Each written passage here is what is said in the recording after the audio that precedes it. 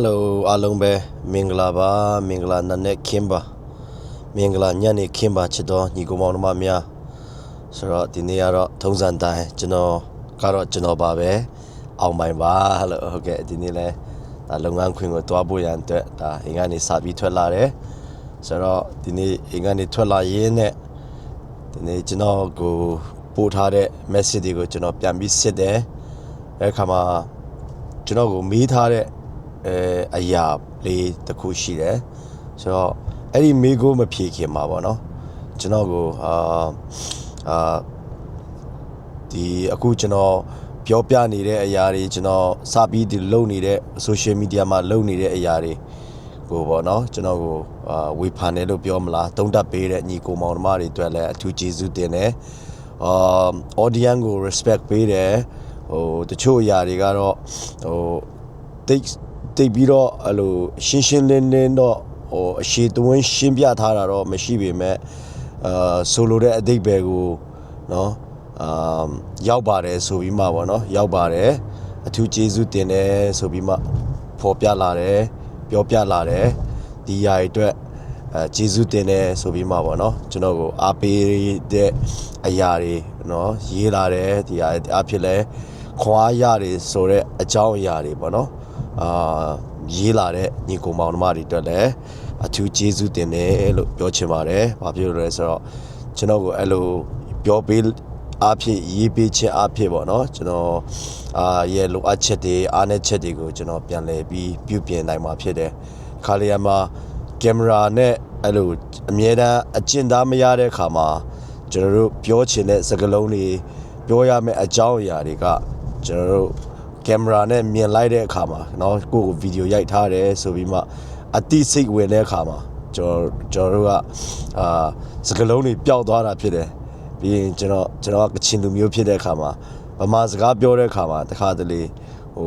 တွေးရတော့တွေးပဲပေါ့เนาะဆိုတော့ကချင်ဗမာတွေဖြစ်ကချင်ဗမာစကားတွေထွက်လာတဲ့အခါမှာ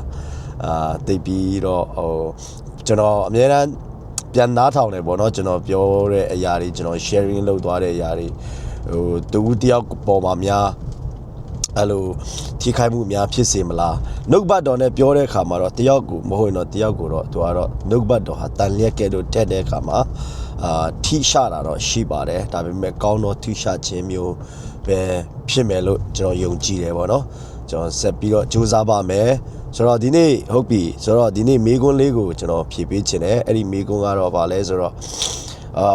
ယုံကြည်သူခရိယန်တယောက်ဖြစ်တာအတော်တော့ကြာခဲ့ပါပြီတဲ့ယေရှုကိုမိမိကယ်တင်ပိုင်ရှင်အဖြစ်နဲ့လက်ခံယုံကြည်ပြီးတော့ဒါပေမဲ့လည်းအသက်တာထဲမှာမလွတ်မြောက်တော့အရာတွေများစွာရှိတယ်တဲ့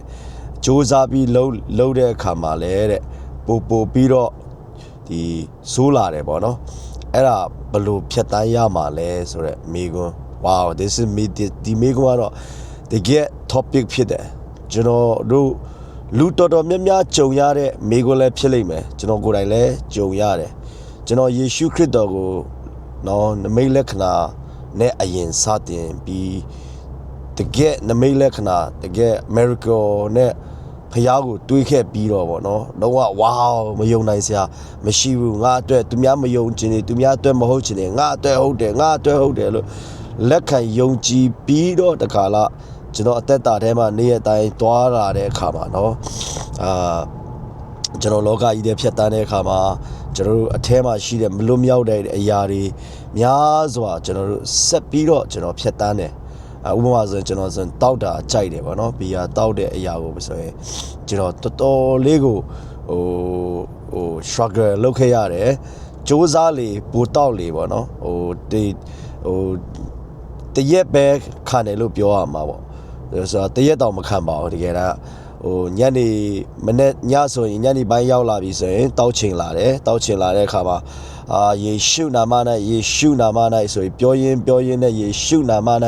ညင်းဆန်တယ်လို့ပြောရင်းနဲ့အဲ့ဒီလူကတော့အဲ့ဒီဘီယာတို့ရှိတဲ့နေရာဒေသကိုရောက်သွားတယ်ပေါ့နော်ပြီးတော့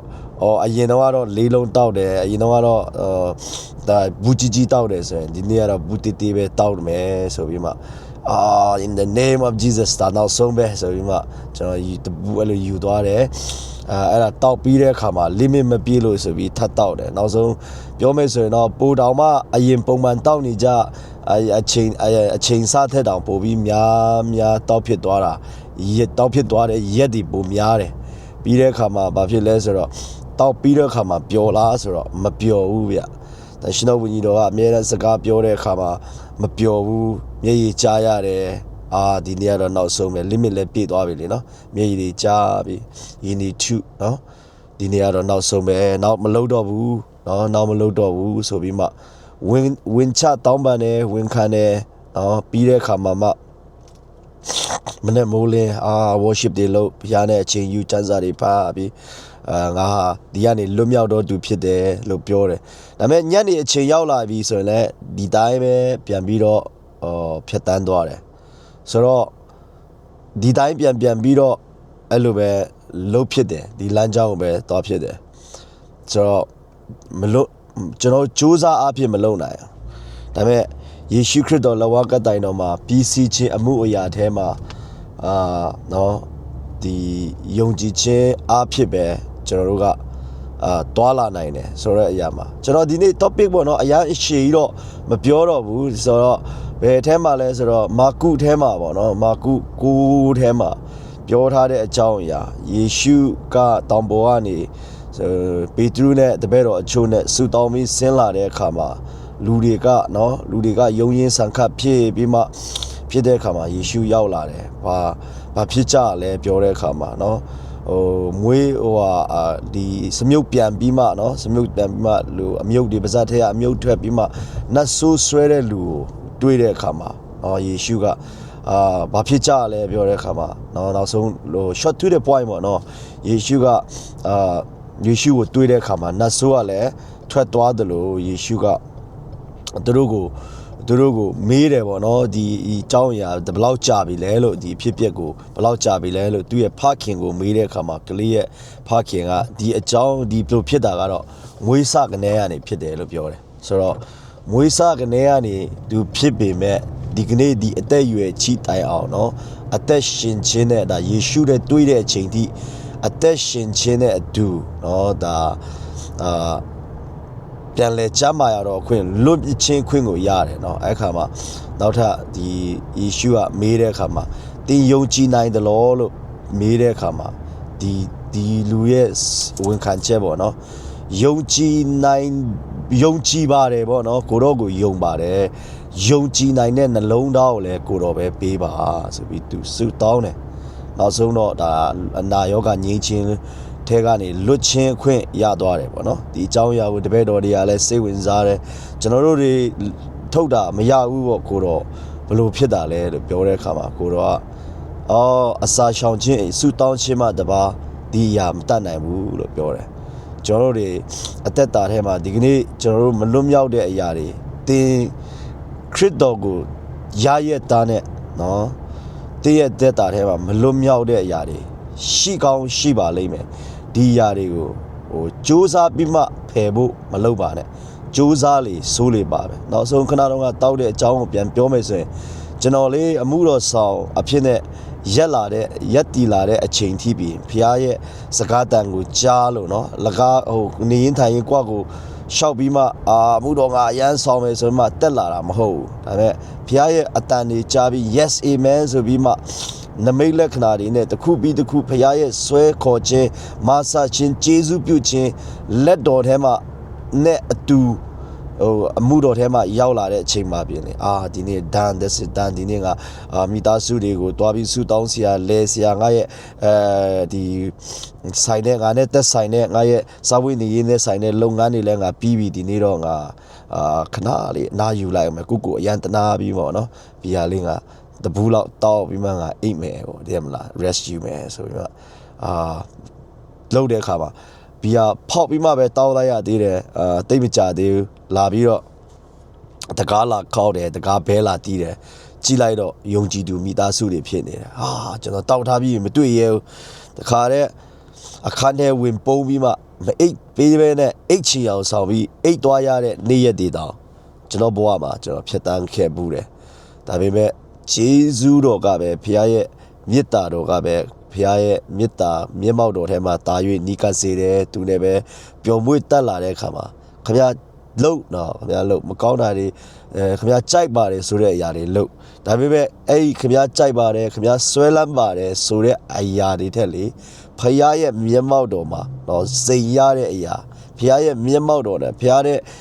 မိတ္တာအရာပြုရတဲ့အရာပေါ့နော်ဒါဘလောက်ထိပျော်မွေ့စရာကောင်းလဲဆိုတာကိုတင်ကိုယ်တိုင်နော်သူများမဟုတ်ဘူးနော်သူများပြောပြလို့သိတာမဟုတ်တင်ကိုယ်တိုင်နားလေခံစားသဘောပေါက်လာတဲ့အခါကျရင်လေတင်အဲ့ဒီအရာကိုလုံးဝမလုပ်ချင်တော့ဘူးအဲ့ဒါကြောင့်မို့ကျွန်တော်အားပေးချင်တယ်ဒီနေ့ကတော့အများကြီးအရှိကြီးတော့အခု7မိနစ်ကျော်သွားပြီပေါ့နော်ဒီလောက်လေးနဲ့ပဲအဆုံးသတ်ချင်တယ်တင်ဟာလွတ်မြောက်အောင်မှဖြစ်တယ်ဖျားကိုပဲတက်ကြည့်ပြီးမှတည့်ရဲ့အရာတွေထဲကဒီမလွတ်မြောက်နိုင်တဲ့အရာတင်းကိုချုံနှောင်ထားတယ်ဆိုတဲ့အရာတင်းကိုအနိုင်ယူတွေထားတယ်ဆိုတဲ့အရာတွေရဲ့အထက်မှာနော်ပြဿနာတွေရဲ့အထက်မှာကျွန်တော်တို့ရဲ့ဖရာသခင်ရှိတယ်ဖရာသခင်ကကျွန်တော်နဲ့အတူရှိတယ်အဲ့ဒီအတွက်ကြောင့်မို့ပြဿနာကိုကျွန်တော်ဖြေရှင်းရအောင်မယ်နော်ကျွန်တော်အရင်တော့ပြောဘူးပါတယ် Charlie Chapter ရဲ့နေရာမှာလို့ပြဿနာကိုအနီးကပ်ကြည့်ရင်တော့ပြဿနာကကြောက်စရာကြီးပါဒါပေမဲ့ပြဿနာကိုအဝေးကနေခဏထားပြီးကျွန်တော်တို့ပြောထားရှိတဲ့ leave me alone ဆိုပြီးမှပေါ့နော်အဝေးမှာခဏထားပြီးမှပြဿနာကိုနော်အဝေးကနေကြည့်မယ်ဆိုရင်ပြဿနာကတီးတီးလေးဖြစ်သွားသလိုရည်စရာကောင်းတော့ကြောင့် Charlie Chapter ကတော့ရီမောချအဖြစ်သူဟာအနိုင်ယူတယ်နော်ရီမောချအဖြစ်သူဟာအနိုင်ချက်ပြုတယ်ဆိုတော့ကျွန်တော်တို့လည်းအဲ့ဒီပြဿနာကျွန်တော်ကြုံရတဲ့အရာကိုအရင် focus မလုပ်ပါနဲ့အဲ့ဒီအရာကတင်းကိုဟိုစိတ်မသာညှိထွားခြင်းပဲဖြစ်စေတာအဲ့ဒါကိုခဏဘေးဖယ်တာတင်းမလွတ်မြောက်တာကိုခဏပြေးဖယ်တာတင်းအခုမကောင်းတယ်လို့နောက်လဲကောင်းမှာမဟုတ်ဒါပေမဲ့တင်းရဲ့ကောင်းခြင်းမကောင်းခြင်းပေါ်မှာမျက်မှောက်မပြုဘဲနဲ့ကိုတော့ရဲ့ကောင်းမြတ်ခြင်းပေါ်မှာခဏတော့ကဒီကလေးသူငယ်ရဲ့ဖခင်လို့ပေါ့ယုံကြည်ကိုတော့လုံနိုင်တယ်ဆိုတာယုံပါတယ်ယုံနိုင်တဲ့ခွန်အားကိုလည်းကိုတော့ပဲပေးပါလို့ပြောပြီးမှတော့ဝန်ခံရင်းနဲ့သူကိုတော့ရဲ့ကောင်းမြတ်ခြင်းဖခင်ရဲ့ကောင်းမြတ်ခြင်းအကြောင်းတွေကိုဝန်ခံနေရင်းနဲ့တင်ပေမတိလိုက်တဲ့အချိန်မှာပြင်နေတင်ထိုအရာကနေလွတ်မြောက်ခြင်းနဲ့သူလွတ်မြောက်လာမယ်အဲ့ဒီအပြင်အဲ့ဒီထက်ပို့ပြီးတော့လေးနဲ့ကဖျားနဲ့မိတ္တာရာပြရတဲ့အရာကိုလေတင်ကိုယ်တိုင်ပျော်မွေ့လာတဲ့အခါမှာတင်ရဲ့ဖျားရဲ့မျက်မှောက်တော်ထဲမှာပဲနေခြင်းစိတ်ပေါက်လာပါလိမ့်မယ်လို့ပဲပြောရင်းပေါ့နော်ဒီမှာပဲဆုံးသတ်ခြင်းနဲ့တင်တို့ဟာကောင်းကြီးမင်္ဂလာနဲ့ပြည့်စုံတော်သူဖြစ်တယ်ကောင်းကြီးမင်္ဂလာနဲ့ထိုက်တန်တဲ့သူတွေဖြစ်တယ်ကောင်းကြီးမင်္ဂလာဟာတင်တို့အတွက်ဖြစ်တယ် you are blessed ဖျားရှင်အထူးကောင်းကြီးပေးပါစေအာမင် okay